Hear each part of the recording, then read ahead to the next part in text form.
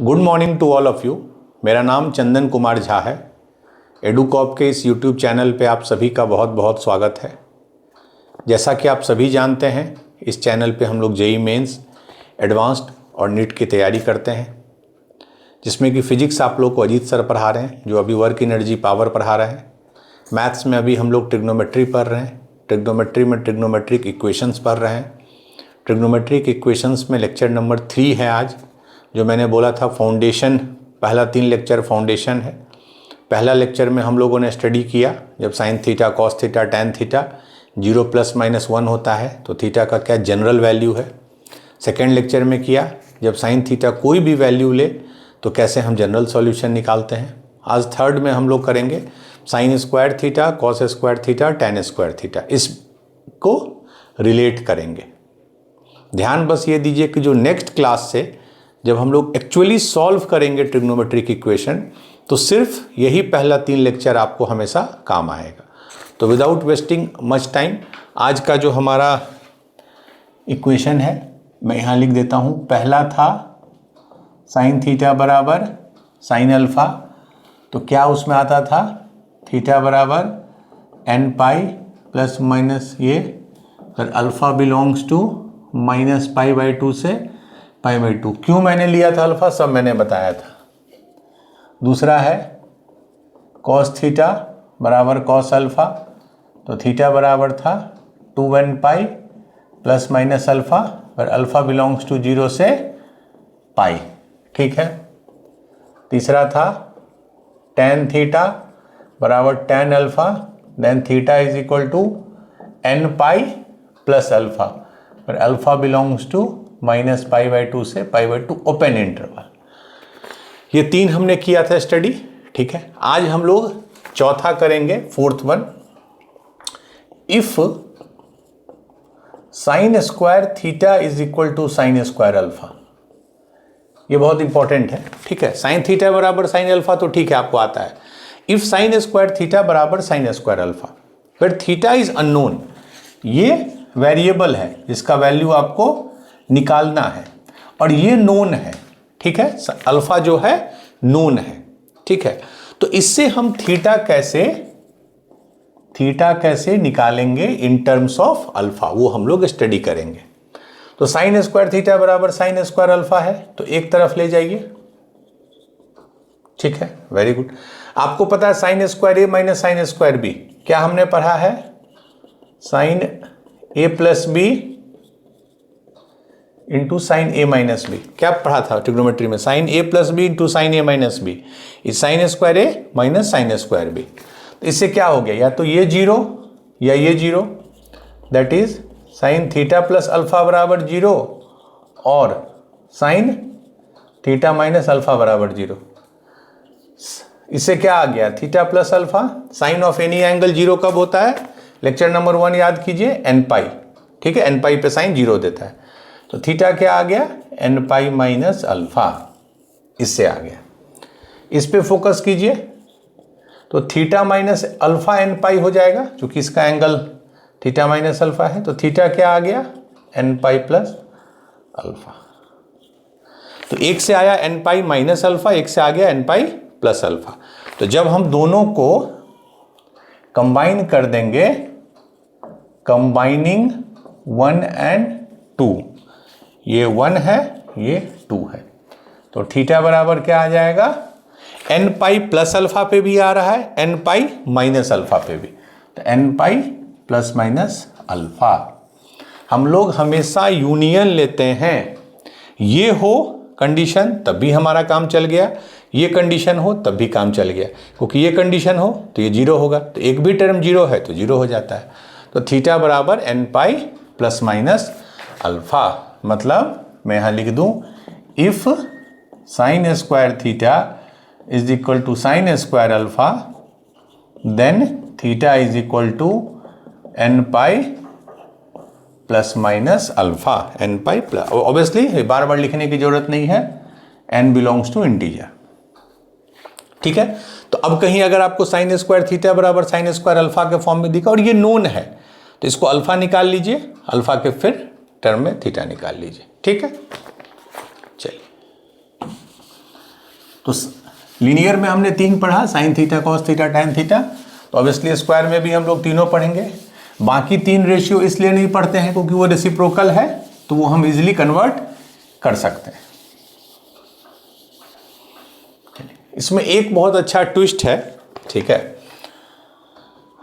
अगला क्या होगा, कॉस स्क्वायर थीटा बराबर कॉस स्क्वायर अल्फा, ठीक है। नो डाउट इसको भी आप डिराइव कर सकते हैं, उधर ले जाइए, cos square theta minus cos square alpha, cos square A minus cos square B use कीजिए।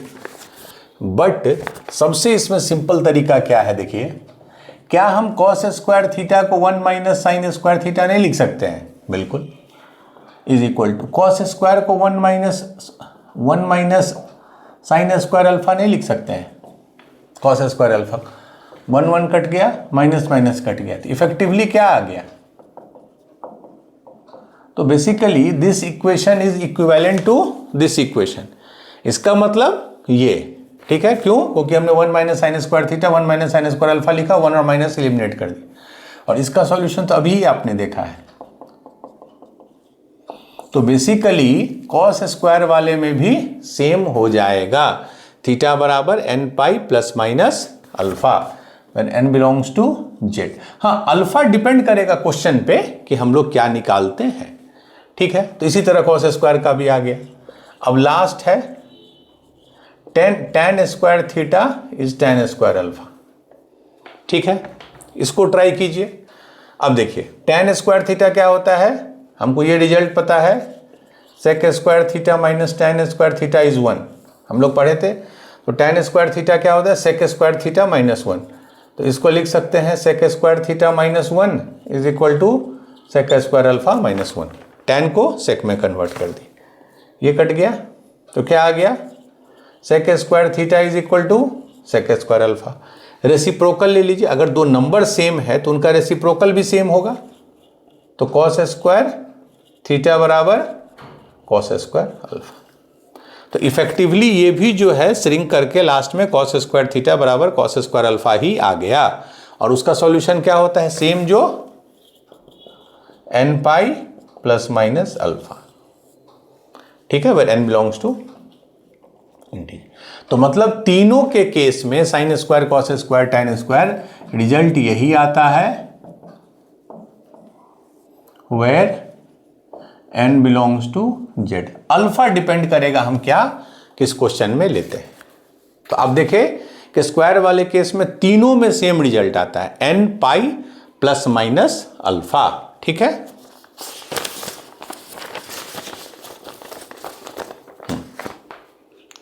अल्फा आपको पता है क्या है, साइन के लिए अलग डिफाइंड है, कॉस के लिए अलग डिफाइंड है, टैन के लिए अलग डिफाइंड है, ठीक है, नंबर 1।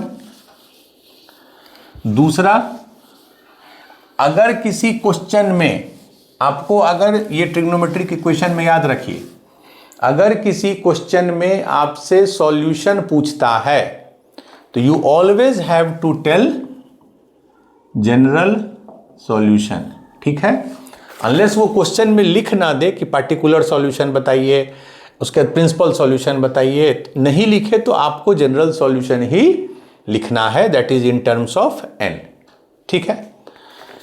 बहुत बार क्या होगा, जब ट्रिग्नोमेट्रिक इक्वेशन सॉल्व करेंगे तो दो कंडीशन मिलेगा, हम लोग दोनों का यूनियन लेते हैं, ये यूनियन का सिंबल है, यूनियन मतलब या तो ये या तो ये, ठीक है। तो बहुत बार यूनियन लेने में दिक्कत नहीं होना चाहिए, इसलिए मैं एक दो आपको, जैसे आपसे कोई पूछे 2n pi and 2n plus 1 पाई, इसका यूनियन क्या होगा? 2n पाई मतलब एक सेट से आपको आंसर आया 2n पाई, एक सेट से आंसर आया 2n प्लस 1 पाई, तो यूनियन क्या होगा? तो यूनियन लेने का सबसे अच्छा तरीका है, आप एक दो वैल्यू इसका लिख के देखिए, इसका क्या आएगा 2n पाई, n जब 0 डालेंगे तो 0, 1 डालेंगे या -1 तो क्या आ गया, प्लस माइनस 2 पाई प्लस माइनस 4 पाई, ऐसा आएगा।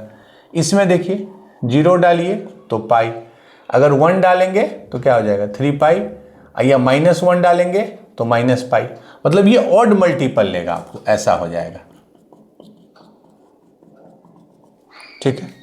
तो अब जब आप दोनों को यूनियन लीजिए तो ध्यान देखिए, 0 आ गया, इधर से पाई आ गया, ये क्या है, हाँ ठीक है, तो पाई ही था, ठीक है, 0 आ गया, plus minus pi, plus minus 2 पाई, प्लस माइनस 3 पाई, प्लस माइनस 4 पाई। इसका मतलब अगर यूनियन लीजिएगा तो बेसिकली ये n पाई आ गया, 0 भी आ गया। मतलब यहाँ इवन और ऑड है, जब ऑब्वियसली जब इवन और ऑड को आप मिक्स कीजिएगा, इवन और ऑड का जो यूनियन होगा वो सारा नंबर हो जाएगा। तो फाइनली जो यूनियन होके आया वो n पाई आ जाएगा, where n belongs to z। तो या तो दिस यूनियन दिस लिखिए, या अगर उसको श्रिंक करके लिखना है, सिंप्लीफाई करके लिखना है, तो इन दोनों का यूनियन n पाई हो जाएगा। और सबसे सिंपल तरीका है 2-3 वैल्यू लिख के चेक करना। जैसे इसका यूनियन बताइए क्या होगा, 4m + 1 π/2 यूनियन 4m - 1 π/2, ठीक है। एक दो वैल्यू लिखते हैं। मान लीजिए जब 0 दिए तो क्या हो गया, π/2 m, 1 दिए तो क्या आ गया, 4 + 1 5 π/2, 2 दिए तो 9 π/2, इस तरह आया। इससे देखिए 0 दिए तो -π/2, 1 दिए तो 3 π/2, 2 दिए तो 7 π/2, ऐसे आया। तो अब अगर आप ध्यान से देखिए तो क्या है, π/2, 3 π/2, 5 π/2, 7 π/2, 9 π/2, तो बेसिकली ऑड मल्टीपल ऑफ π/2। अगर यूनियन लिए तो π/2 का यहाँ है मल्टीपल 1, यहाँ है 3, यहाँ है 5, यहाँ है 7, यहाँ है 9। तो फाइनल क्या आंसर आ जाएगा, union odd multiple of, that is 2n + 1 π/2, ठीक है। तो इन दोनों का यूनियन जो है वो ये हो जाएगा, ठीक है। तो ये अलग चीज़ था, बट क्वेश्चंस में आएंगे, हेल्प पड़ेगा इसका। तो इस तरह आप 2 सेट का यूनियन निकाल सकते हैं 3-4 एलिमेंट लिख के, ठीक है। तो हम लोग 1-2 क्वेश्चन करते हैं। आज का क्लास थोड़ा शॉर्ट ही रखेंगे हम लोग, और नेक्स्ट क्लास से, that is lecture number 4, we will start solving trigonometric equations. अलग अलग टाइप्स में हम लोग स्टडी करेंगे कि कितने तरह से पॉसिबिलिटीज हो सकता है। चलिए, जैसे ये है cos square θ/2 is 1/2, cos square θ/2। General solution लिखना है। तो आपको देख के ही लग रहा है कि ये cos स्क्वायर समथिंग बराबर cos स्क्वायर समथिंग होगा। इसको लिख सकते हैं 1/√2 का स्क्वायर, 1/2 को लिख सकते हैं। इसको लिख सकते हैं 1/√2 क्या होता है cos के केस में, ठीक है। एंड π/4 एक्सेप्टेबल वैल्यू है cos में, 0 से पाई लेते हैं, वेरी गुड। तो फाइनल आ गया मेरा cos square θ/2 is cos square π/4। इसी फॉर्मेट में आपको लिखना है, ठीक है। तो अब याद कीजिए, cos स्क्वायर थीटा बराबर cos स्क्वायर अल्फा, इसका क्या आता था, theta is equal to n pi plus minus alpha, यही आता था। अब इसको आप इसे रिलेट कीजिए, तो थीटा यहाँ नहीं है, ये मैं बार बार बोलता हूँ, ध्यान दीजिए। यहाँ θ/2 है तो वही लिखिएगा, n pi plus minus alpha कितना है, π/4। 2 से मल्टीप्लाई कर दीजिए तो थीटा निकल जाएगा, तो 2n पाई प्लस माइनस नहीं 2 से करेंगे तो हाँ π/2। तो फाइनल आंसर आ गया 2n pi plus minus π/2, where n belongs to integer, ठीक है। θ/2 को θ/2 ही लिखेंगे, but final answer should be in theta. जब भी वो बोल रहा है सॉल्व, मतलब वो थीटा का वैल्यू पूछ रहा है, ठीक है। तो theta 2n pi plus minus π/2, मतलब अब n का जो वैल्यू रखिए अलग अलग इंटीजर, आपको इसका सॉल्यूशन मिलेगा। So this is general solution of this equation. तो cos स्क्वायर थीटा बराबर cos स्क्वायर अल्फा हम लोग यूज कर सकते हैं। जैसे ये देखिए 7 sin square theta, 7 sin square theta plus 3 cos square theta is 4। 7 sin square theta plus 3 cos square theta is equal to 4। बहुत सारा तरीका है। एक तो तरीका है कि सबको cos स्क्वायर से डिवाइड कर दीजिए, वो भी कर सकते हैं। तो इधर sec स्क्वायर हो जाएगा, इधर 1, इधर tan square, and tan n से का रिलेटेड 7 है ना। दूसरा है, बट हम लोग जो भी पढ़े सबको हम लोग sin स्क्वायर में कन्वर्ट कर देते हैं। cos स्क्वायर थीटा को क्या लिख सकते हैं, 1 माइनस, तो sin square theta minus 3 sin square theta, यही है 7 sign square theta minus 3 sign square theta क्या हो गया, +3, ये +3 है तो उधर जाके -3 बराबर 1, means sign square theta is 1/4। इसको लिख सकते हैं 1/2 का स्क्वायर, एंड 1/2 क्या होता है, साइन 30 डिग्री, तो साइन π/6 का स्क्वायर। अब देखिए हो गया, sine square theta is equal to sine square of π/6। तो क्या सॉल्यूशन होता है, theta is equal to nπ plus minus alpha, alpha कितना है π/6, तो आंसर होगा थीटा बराबर nπ plus minus π/6 where as n belongs to z।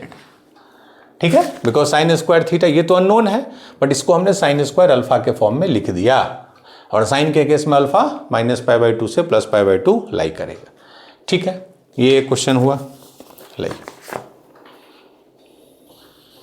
बहुत बार मैंने क्या बताया था कि अगर साइन का साइन के साथ नहीं है, कॉस के साथ है, तो उसको 90 लास्ट क्लास में बताया था 90 - थीटा या 90 + थीटा के फॉर्म में लिख के कन्वर्ट कर सकते हैं, क्योंकि फार्मूला यूज करने के लिए आपको उस फॉर्म में लाना होगा।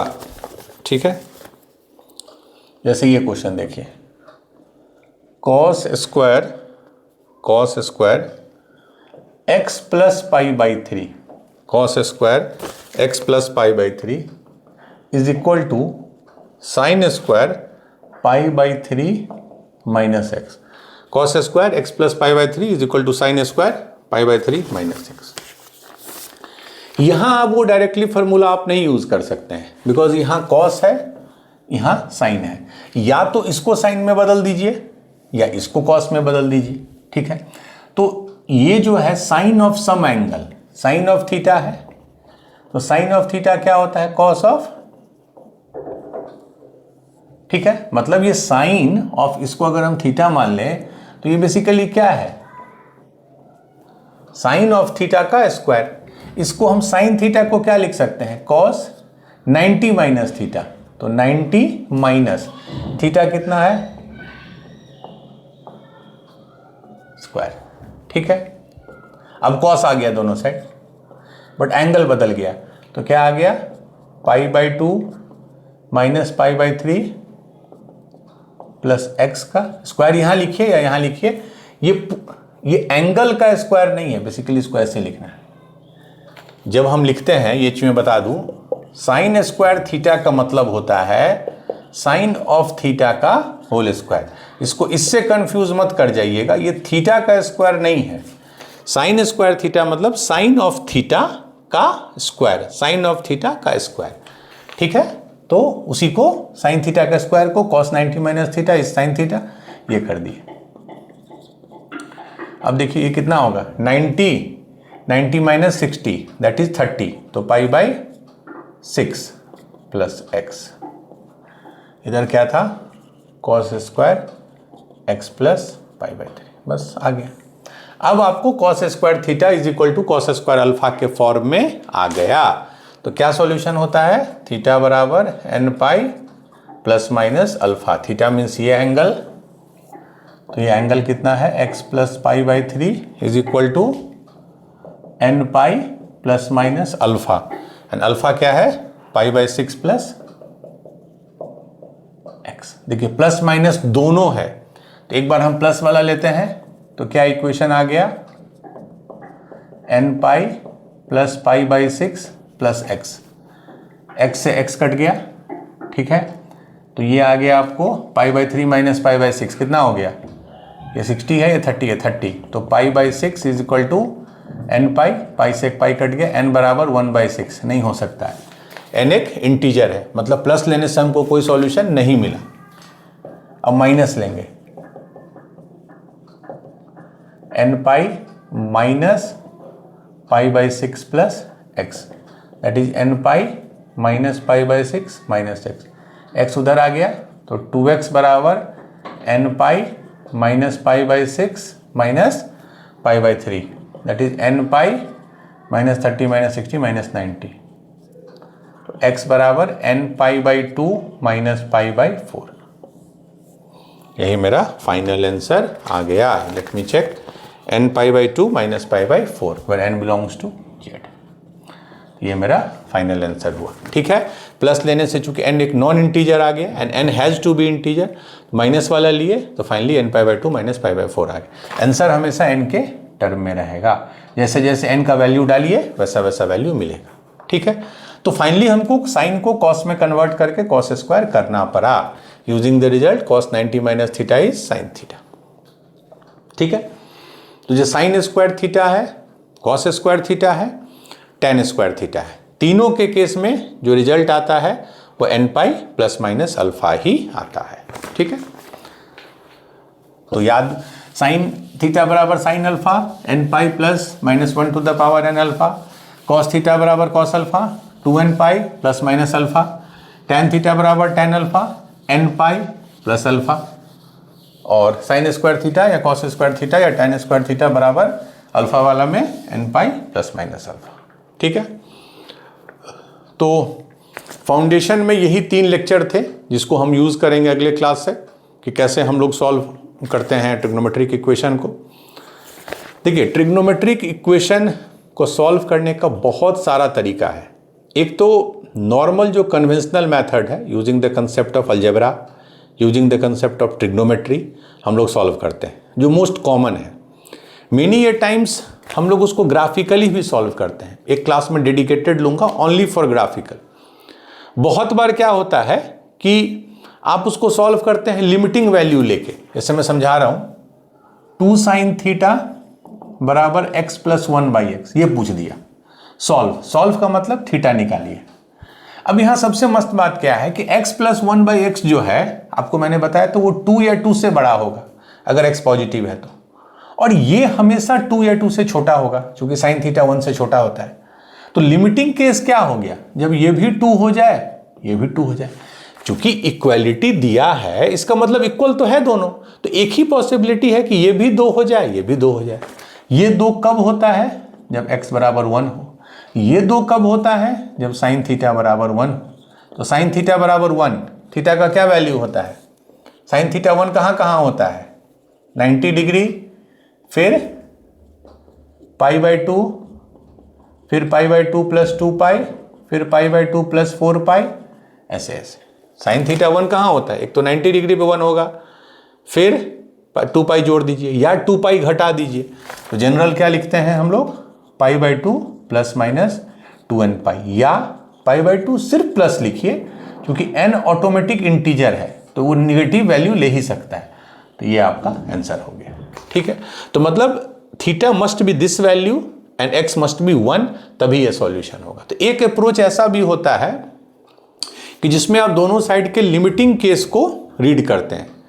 ठीक है, एक होता है ग्राफिकल, जैसे अगर मैं पूछ दूं sin x बराबर 1/2, ठीक है, इसके कितने सॉल्यूशंस होंगे 0 से π के बीच में।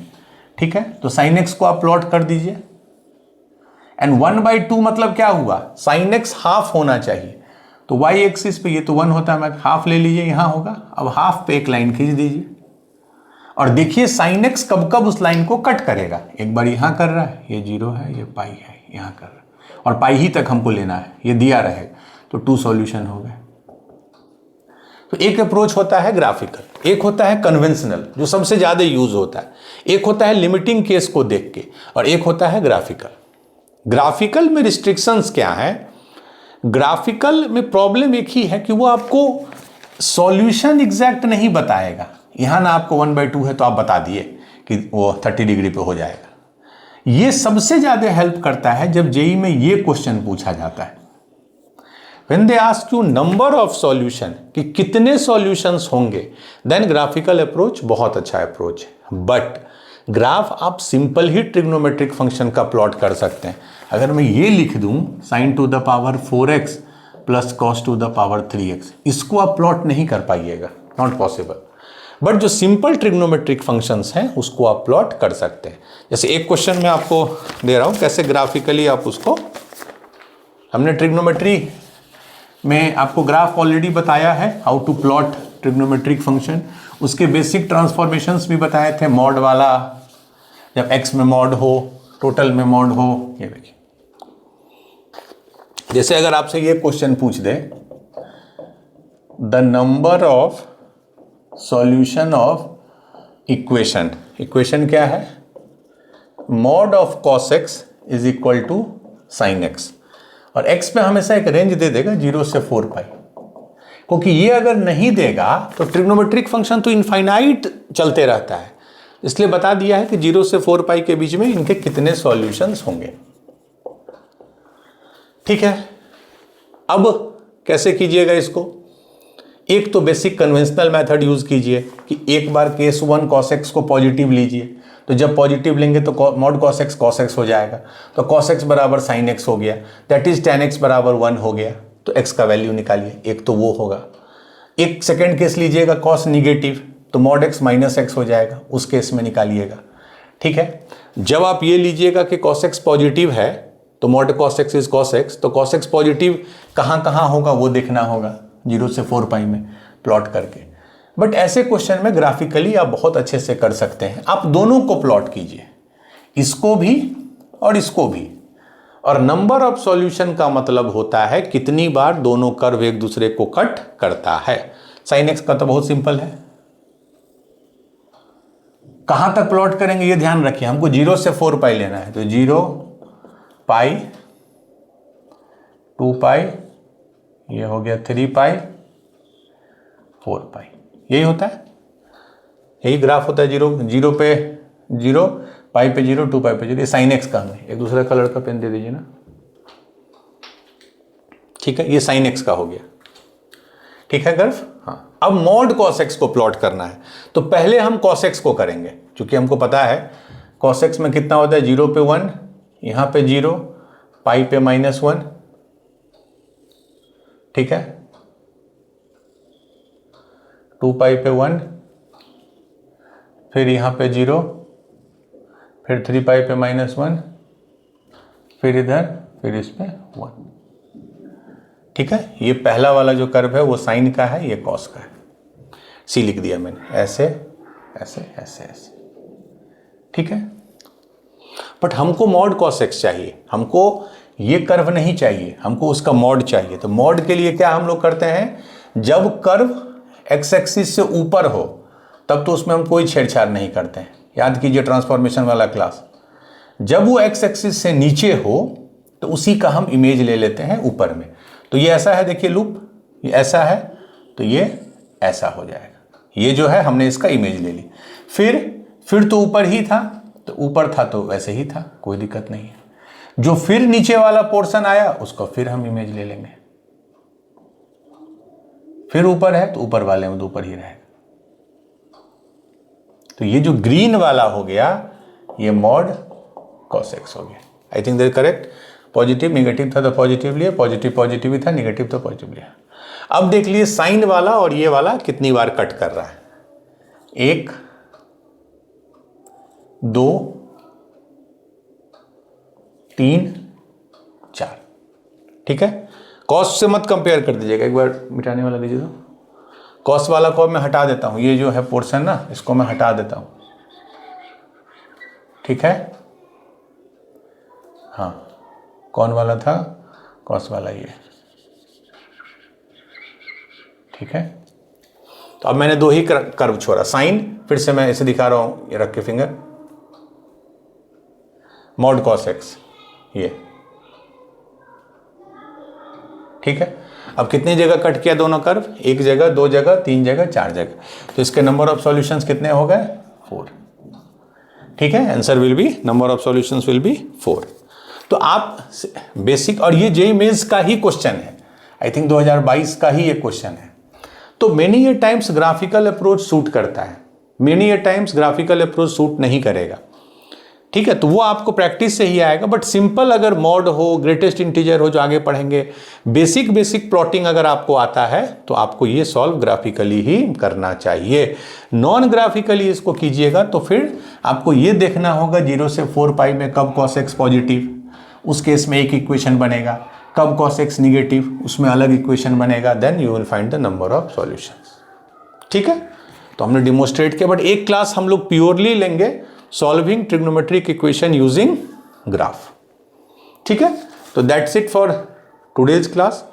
नेक्स्ट क्लास से हम लोग प्रॉपर ट्रिग्नोमेट्रिक इक्वेशन सॉल्व करेंगे और आप देखिएगा हर क्वेश्चन में लेक्चर 1, 2, 3 ही यूज़ होगा। तो जो हमने किया उसको अच्छे से रिवाइज कीजिए और मिलते हैं नेक्स्ट क्लास में हम लोग how to solve trigonometric equation. Thank you.